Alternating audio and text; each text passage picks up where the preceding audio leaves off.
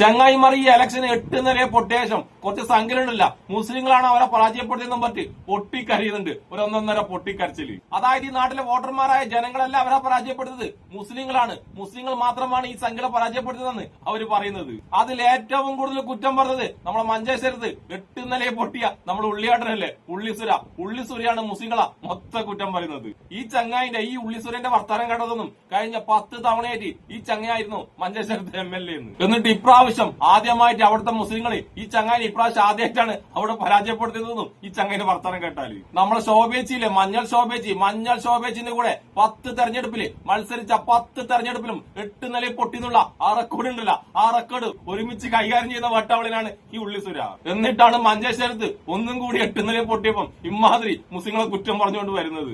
എന്തായാലും നമുക്ക് ഉള്ളിസുരയുടെ മുസ്ലിങ്ങളോടുള്ള ഒരു ഒന്നൊന്നര കുരുപൊട്ടൽ കണ്ടിട്ട് വന്നാലോ? നോക്കൂ, നമ്മൾ കേരളത്തിൽ എവിടെയെങ്കിലും കണ്ടിട്ടുണ്ടോ പാണക്കാട് താങ്കൾ ഒരുമിച്ച് വരുന്നു, ജിഫ്രി താങ്കൾ വരുന്നു, എല്ലാ പൊളിറ്റിക്കൽ പാർട്ടി ലീഡേഴ്സും വരുന്നു, എല്ലാ മതസംഘടനകളും ഇടപെടുന്നു. അപ്പോൾ അത്തരത്തിൽ എല്ലാവരും ഒരുമിച്ച് വന്ന് ഒരു തെരഞ്ഞെടുപ്പിന്റെ ഘട്ടത്തിൽ എല്ലാവരെയും ഒരുമിപ്പിച്ച് കൊണ്ടുവന്ന ഒരു തെരഞ്ഞെടുപ്പിനെ നേരിടുക എന്നുള്ള ഒരു സമീപനം ഇവിടെ ഉണ്ടായി എന്നുള്ളത് ഒരു വസ്തുതയാണ്. തോറ്റിട്ട് മുടന്തൻ ന്യായങ്ങൾ പറയുന്നതല്ല. അതാണ് ഇവിടെ സംഭവിച്ചിരിക്കുന്നത്. ഞങ്ങളെ സംബന്ധിച്ചിടത്തോളം ശരിയായ കാഴ്ചപ്പാട് ഉയർത്തിപ്പിടിച്ചുകൊണ്ട് ഞങ്ങൾ ജനങ്ങളുടെ ഇടയിൽ പ്രവർത്തിച്ചു. അതിനുള്ള പ്രയോജനം ഞങ്ങൾക്കുണ്ടായിട്ടുണ്ട്.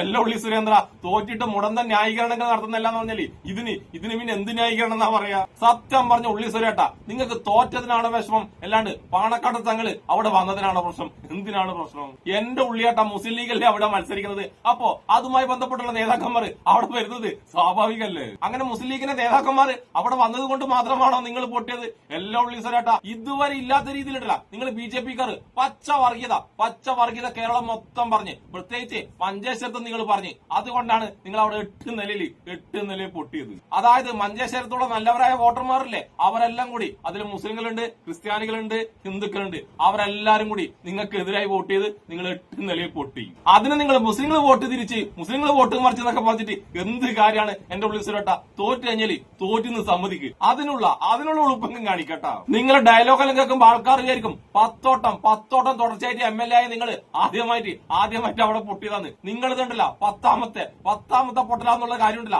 അതെങ്കിലും ഒന്ന് സംഭവിക്കുക.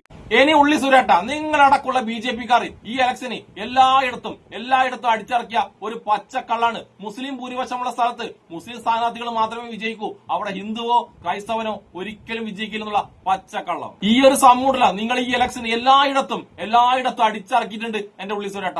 അങ്ങനെ പച്ചക്കള്ള അടിച്ചിറക്കാൻ നിങ്ങൾക്ക് ഞാണ്ടല്ല മലപ്പുറത്ത് നടന്ന ഒരു സംഭവം കാണിച്ചിരട്ടെ. മലപ്പുറത്ത് തവനൂരിലുണ്ടല്ല VS ജോയി എന്ന ക്രൈസ്തവനുണ്ടല്ല KT ജലീൽ എന്ന മുസ്ലിമിനെ 8 നിലയിൽ പരാജയപ്പെടുത്തി. അതായത് പേരിന് പോലും ക്രൈസ്തവരില്ലാത്ത തവനൂരിൽ ഒരു ക്രൈസ്തവ സ്ഥാനാർത്ഥി വിജയിക്കുന്നു പറഞ്ഞാൽ അതിന്റെ കുട്ടൻസ് ഒന്ന് പറഞ്ഞിതാ എന്റെ ഉള്ളിയാട്ട.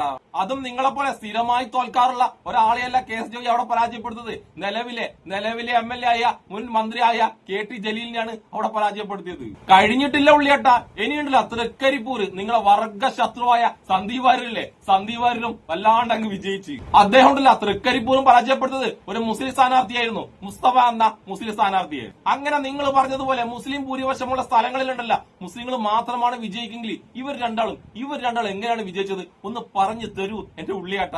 നിങ്ങളെന്തായാലും ഉണ്ടല്ല സന്ദീപ് വാര്യരെ തോൽപ്പിക്കാൻ വേണ്ടി പരമാവധി ശ്രമിച്ചിന്. ആ ശ്രമം വരെ തോൽപ്പിച്ചുകൊണ്ടാണ് അവിടെയുണ്ടല്ല സന്ദീപ് വാര്യർ ഉജ്ജ്വലമായ വിജയം നേടിയത്. അതിൽ നിങ്ങൾക്ക് ഒരു ഒന്നൊന്നര കുരുവട്ടുണ്ട് നടക്കറിയാം. ഇനി ഈ സംഭവമൊക്കെ അവിടെ നിൽക്കട്ടെ. അഴീക്കോട് മണ്ഡലമില്ലേ, മുസ്ലിം ലീഗ് തുടർച്ചയായി 2 തവണ വിജയിച്ച അഴീക്കോട് മണ്ഡലം, ആ മണ്ഡലത്തിലുണ്ടല്ല കഴിഞ്ഞ 2 തവണയായിട്ട് മുസ്ലിം ലീഗിന് ഒരുപാട് ഭൂരിപക്ഷമുള്ള ആ സ്ഥലത്ത് 2 തവണയായിട്ട് ഹിന്ദുവായ CPM-കാരനായ KV സുമേഷാണ് വിജയിക്കുന്നത്. ഇതൊക്കെ എങ്ങനെയാണ് നടക്കുന്നത് എന്റെ ഉള്ളി സുരേട്ട? ഈ കൊച്ചു കേരളത്തിൽ എന്തൊക്കെയാണ് നടക്കുന്നത്?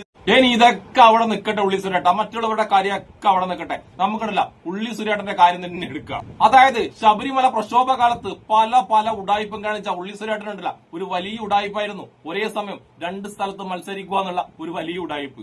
അതിന്റെ ഭാഗമായി മഞ്ചേശ്വരത്തും കോന്നിയിലും താങ്കൾ മത്സരിച്ച്, അതായത് മഞ്ചേശ്വരത്ത് നിന്ന് ഹെലികോപ്റ്റർ എടുത്ത് പോയിട്ട് നിങ്ങൾ കോന്നിയിൽ മത്സരിച്ചിട്ട് എന്നിട്ട് എന്താ ഉണ്ടായത്? കോന്നിയിൽ നിങ്ങളുണ്ടല്ല വളരെ ദാരുണമായി പരാജയപ്പെട്ട് 3-ാം സ്ഥാനത്തായിരുന്നു നിങ്ങൾ അവിടെ എത്തിയത്. അതായത് ഹൈന്ദവ ഭൂരിപക്ഷമുള്ള സ്ഥലത്ത് ഹൈന്ദവർ താങ്കളെ 3-ാം സ്ഥാനത്തേക്ക് കെട്ടിച്ചു. അതെങ്ങനെയാണ് സംഭവിച്ചത്? എന്റെ ഉള്ളിൽ സുരേട്ട, അയ്യപ്പന്റെ പേരും പറഞ്ഞിട്ട് ഹിന്ദുക്കളെയൊക്കെ ചാക്കിട്ട് കുടിക്കാൻ താങ്കൾ ശ്രമിച്ചിട്ടും അവിടുത്തെ ഹൈന്ദവരുണ്ടല്ല, അയ്യപ്പന്റെ പേരിലായിരുന്നു നിങ്ങൾ അവിടെ 8 നിലയെ പൊട്ടിച്ചത്. ഇതിൽ നിങ്ങൾക്ക് എങ്ങനെയാണ് മുസ്ലിങ്ങളെ കുറ്റം പറയാൻ പറ്റുന്നത്? എന്റെ ഉള്ളിൽ സുരേട്ട, നിങ്ങളുണ്ടല്ല ഹിന്ദുക്കളുടെ പേരും ഭക്തിയുടെ പേരും പറഞ്ഞിട്ട് ശബരിമലയിൽ പ്രക്ഷോഭം ഉണ്ടാക്കിയിട്ട് ശബരിമല കയറുമുണ്ടല്ല ചുണ്ടിന്റെ ഇടയിലേക്ക് അൻസിനെ കുത്തിക്കയറ്റുന്നത് എല്ലാ ഭക്തരും, എല്ലാ ഹൈന്ദവ ഭക്തരും കണ്ടതാട്ടാ. അത് മാത്രമല്ല, ഇരുമുടിക്കെട്ടുണ്ടല്ല പോലീസ് സ്റ്റേഷനിൽ വെച്ചിട്ട് എങ്ങോട്ടോ വലിച്ചെറിഞ്ഞതും ക്യാമറയിൽ ഹൈന്ദവ ഭക്തന്മാർ മൊത്തം കണ്ടതാണ്. അതുകൊണ്ടാണ് നിങ്ങൾ അന്നിട്ടില്ല കോന്നിയിൽ 8 നിലയിൽ പൊട്ടിയത്. ഇതൊക്കെയുണ്ടല്ല എല്ലാ ഹൈന്ദവരുടെയും എല്ലാ ഹിന്ദു ഭക്തരുടെയും മനസ്സിൽ ഇപ്പോഴും ഉണ്ട് എന്റെ ഉള്ളിൽ സുരേട്ട. അതുകൊണ്ട് തന്നെയാണ് മഞ്ചേശ്വരത്ത് നിങ്ങൾ 8 നിലയിൽ പൊട്ടിയത്. അത് പൊട്ടിച്ചത് മുസ്ലിങ്ങൾ മാത്രമല്ല ഉള്ളിൽ സുരേട്ട, ഹൈന്ദവരുണ്ട്, നല്ല ഭക്തരായ ഹൈന്ദവരുണ്ട്. അത് നിങ്ങളൊക്കെ എപ്പോഴാണ് മനസ്സിലാക്കുക? നിങ്ങളെ എന്നല്ല, നിങ്ങളെ സംഖ്യകളെ മൊത്തം ഉണ്ടല്ല ഈ തോൽവി പറഞ്ഞ് മനസ്സിലാക്കാൻ വേണ്ടി ആരെ കൊണ്ടും പടച്ചോനെ കൊണ്ടുപോലും പറ്റൂല. ഇനി ഞാൻ നിങ്ങൾ കണ്ടില്ല ഉള്ളി സുരേട്ടന്റെ കുരുവട്ടലല്ലാണ്ട് വേറൊരു മനോഹരമായ കുരുവട്ടൽ കാണിച്ചുതരാം. അത് വേറെ ആരുടെയും കുരുവട്ടലല്ല, നമ്മളെ വിസർജനത്തിന്റെ കുരുവട്ടല്. കോൺഗ്രസ് ജയിച്ചു കഴിഞ്ഞാൽ ഇനി കേരളത്തിൽ മൊത്തം പച്ച ലഡു മാത്രമേ കാണുള്ളൂ എന്ന് പറഞ്ഞ വിസർജനത്തിന്റെ അതിമനോഹരമായ ഒരു കുരുവട്ടൽ കണ്ടിട്ട് വന്നാലോ?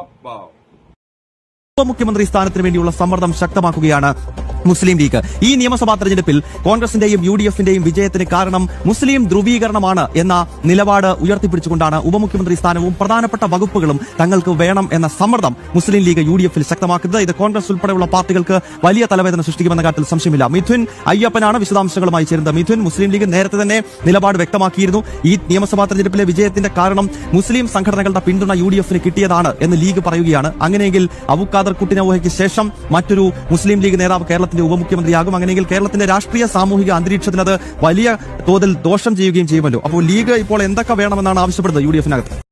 ലീഗ് ഇപ്പൊ തൽക്കാലം എന്താണ് ആവശ്യപ്പെട്ടത് ഞാൻ പറട്ടെ? നല്ല എരിവുള്ള ബീഫ് ഫ്രൈയും നല്ല പൊറോട്ടയും പത്തിരിയാണ് ലീഗ് തൽക്കാലം ഇപ്പൊ ആവശ്യപ്പെട്ടിട്ടുള്ളത്. എന്തേ വിസർജനമേ, നിന്നെക്കൊണ്ട് പറ്റുമോ? നിന്നെക്കൊണ്ട് കൊണ്ടു കൊടുക്കാൻ പറ്റുമോ? അത് പറ. നിനക്കൊന്നും വേറെ ഒരു പണിയില്ലാണ്ടായിപ്പോലോ എന്റെ വിസർജനമേ. നീയും നിന്റെ വിസർജനവും ഇത്രയും നാള് പറഞ്ഞത് കോൺഗ്രസ് വിജയിച്ചു കഴിഞ്ഞാൽ ലീഗ് മുഖ്യമന്ത്രി ആകുന്നതാണല്ലോ. ഇപ്പൊ പറ്റുന്നതാ അതെടുത്തിട്ട് നിങ്ങൾ ഉപമുഖ്യമന്ത്രിയാക്കിയത്. ഒന്നെങ്കിൽ ലീഗ് മുഖ്യമന്ത്രി അല്ലെങ്കിൽ ഉപമുഖ്യമന്ത്രി, ഏതെങ്കിലും ഒരു സ്ഥലത്ത് ഉറച്ചു നിൽക്ക് എന്റെ വിസർജനമേ. ഇനി ഞാൻ നിങ്ങളോട് ചോദിക്കട്ടെ വിസർജനമേ, ഇപ്പോൾ ഒരു മുസ്ലിം മുഖ്യമന്ത്രിയായി ഉപമുഖ്യമന്ത്രിയായി എന്താണ് ഇവിടെ സംഭവിക്കുന്നത്? നിങ്ങൾക്ക് എന്തിനാണ് കുരുവട്ടുന്നത്? നിങ്ങൾ സംഖ്യക്കണ്ടല്ല ഹിന്ദുക്കളെ മാത്രം മന്ത്രിയാക്കാം, ഹിന്ദുക്കളെ മാത്രം മുഖ്യമന്ത്രിയാക്കാം, ഹിന്ദുക്കളെ മാത്രം പ്രധാനമന്ത്രിയാക്കാം.